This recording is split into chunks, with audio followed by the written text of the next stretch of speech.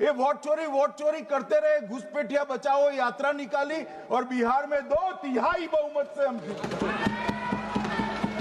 मान्यवर, ये जो नई परंपरा शुरू हुई कि देश के अंदर चुनाव न जीते तो चुनाव आयोग को बदनाम करो, चुनाव प्रक्रिया को बदनाम करो, मतदाता सूची को बदनाम करो, ये हमारे लोकतंत्र का भला नहीं करेगी। यही आयुक्त के करते, यही सरकार के होते हुए आप कई चुनाव जीते, हम कुछ नहीं बोले, हम पार्टी में बैठकर इसकी मीमांसा की, मगर ये लोग चुनाव आयोग पर। प्लीज नो, आप बैठिए, आप ठीक है बैठिए। माननीय सदस्य प्लीज प्लीज। मान्यवर, मैं थोड़ी स्पष्टता के लिए आंकड़ा देना चाहता हूं। मई 14 में श्रीमान नरेंद्र मोदी इस देश के प्रधानमंत्री बने, तब से उनको आपत्ति है। तो एनडीए क्या क्या जीती? 3 लोकसभा चुनाव हम जीते, 41 राज्यों के विधानसभा चुनाव जीते, तो हम 44 विधानसभा टोटल चुनाव जीते हैं 2024 से 25 तक। मगर वो भी 30 चुनाव जीते हैं अलग अलग विधानसभा में, 30 जगह पे। अगर मतदाता सूची करेक्ट है तो क्यों शपथ लिया, क्यों चुनाव लड़ा?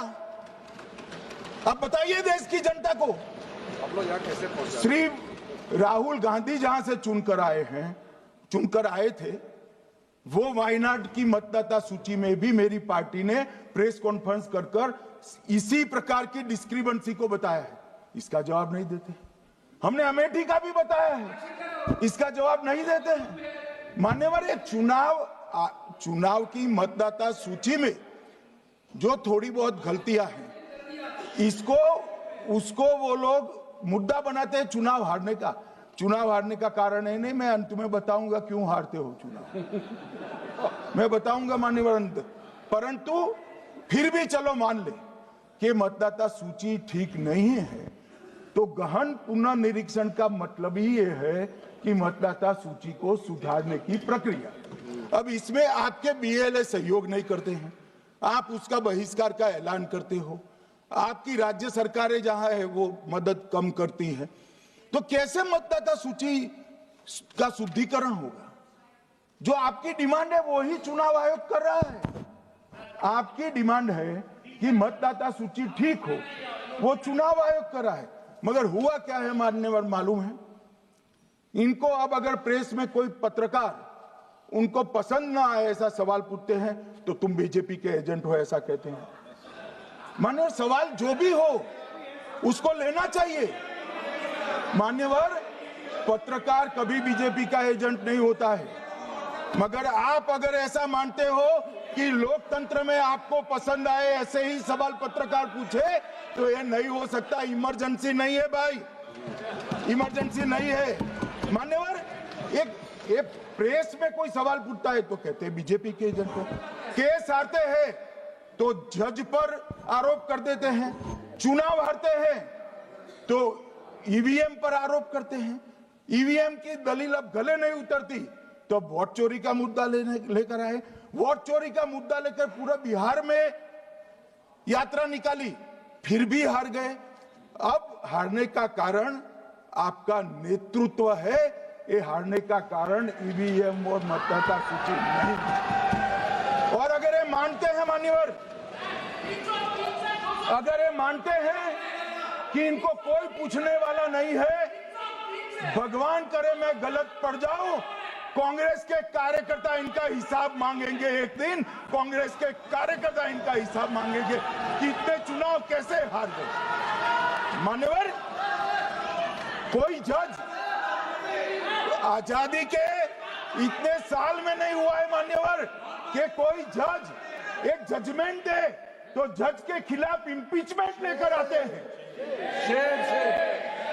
अपनी वोट बैंक को एड्रेस करने के लिए इंपीचमेंट लेकर आते हैं मान्यवर। और ये सारे ने तो साइन कर दिया, साथ ही साथ उद्धव जी ने भी साइन कर दिया। उद्धव जी, जजमेंट क्या है? एक पहाड़ी पर मान्यता है कि हाँ सबसे ऊपर दिया जलाया जाए, मान्यवर, ये वोट बैंक को संभालने के लिए एक हाईकोर्ट के जज के सामने इम्पीचमेंट लेकर आए हैं।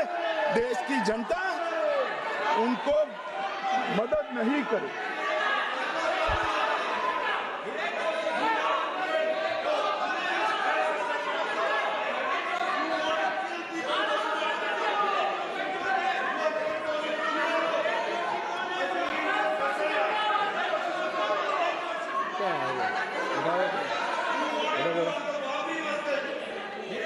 Please please no.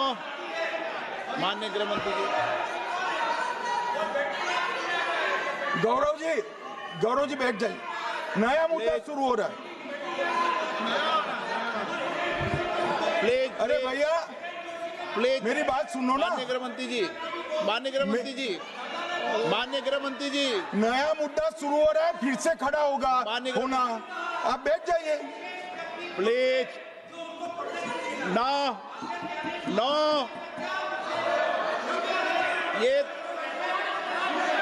ये तरीका no no. Manickam ji please बैठिए। नो, ये तरीका ठीक नहीं है। प्लीज बैठे बैठे बैठे। हर आपको ज्यादा समस्या है क्या हर 2 मिनट में खड़े होने की? हर 2 मिनट में खड़े होने की समस्या है क्या आपको लोगों? बैठिए, ऐसे नहीं चलेगा। मान्यवर, 2014 के बाद अरे दादा ये भी बैठ गए, अब बैठ जाओ। मान्यवर, 2014 के बाद हारने की